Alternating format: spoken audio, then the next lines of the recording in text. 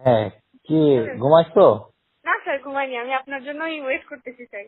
আচ্ছা, তাহলে বলো। তারপরে বাসায় আসতে অবশ্য আমি বাইরে ছিলাম। স্যার খেয়েছেন স্যার? হুম। স্যার, কথা তো বলবো স্যার, ভয় লাগতেছে কথা বলতে। বলো, অসুবিধা নেই। স্যার ওই যে আমাদের আমি স্যার এটা টোটালি হ্যান্ডেলিং আমি করি না, প্রথম থেকে আমি করি না। আমি যা হুম করাই উপর উপর করাই। হুম এখন ওই যে আমাদের আপনি চিনবেন, আমাদের যশোরে ছিলেন না স্যার, 26 ছিল, এখন কুষ্টিয়া হুম ডিবিতে আছে স্যার। হুম এখন ও তো আমাদের যশোরের ডিবিতে আসতে যাচ্ছে।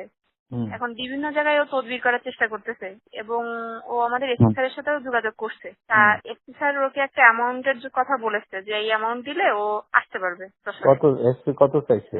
এসপি নাকি বলছে 30-এর কথা। হ্যাঁ, ও, যে ওরে 30।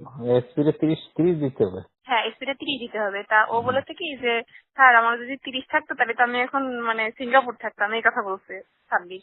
হুম সাব্বির অনেক কান্নাকাটি করতেছে, সে করে বলছে যে আমার স্যার একটু যদি 15 মধ্যে করে দিতে পারতেন।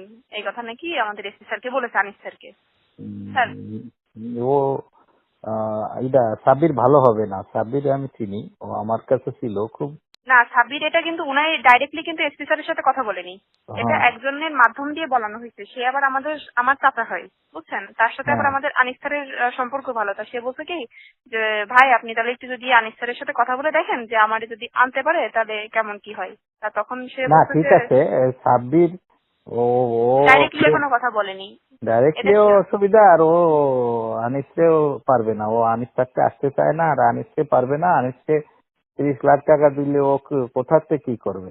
আরো তো জায়গা আছে, তাই না? এটা তো আশ্বস্ত করছে আনিস স্যার তাকে।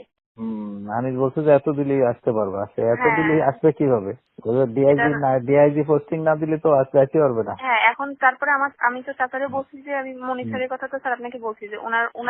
উনারটাই রাখবো, আপনাকে আমি কোথাও আমি ছোট হইতে দিব না। একই কথা। এসপি যদি 30 নেয়, ডিআইজি নেবে কত? না, এটা ডিআইজি তো তো তার বক্তব্য। এখন ও তো হুম, 30-এ রাজি হচ্ছে না। ও বলছে যে আমি যদি ওই ওর হতো। ও ইনফ্যাক্ট ওরে না দেওয়া ভালো। ওরে, কারণ ও মানুষের পর্যায়ে পড়ে না। ও খুব দুষ্টু লোক। ও ওই এটা জায়গায় বসে আমিও জানি। ভালো কামাই করতেছে, ভাগ দেওয়া লাগতেছে না, ও দিয়ে ওর ভালো। এখানে এসে ও এসপি রেও জানাবে না কিছু, পয়সা দিয়ে গেলে ডিআইজিরও জানাবে না। অতএব ও দুষ্টুমি করবে।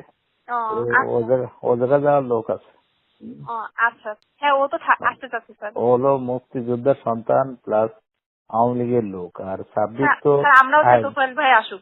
স্যার আমরাও চাই। তোফায়েল দাও। তোফায়েল ভালো ছেলে, প্লাস সাপোর্ট দেওয়া। তোফায়েল আমার সাথে আছে, ওই এসপিরে বলে ওদের করা যাবে। তারপরে কোথায় কারো কি শালা এনে কেন করবে? এটা তো তুমি ভালো থেকো, স্যার, তোমার সাথে কথা বলে আমারও ভালো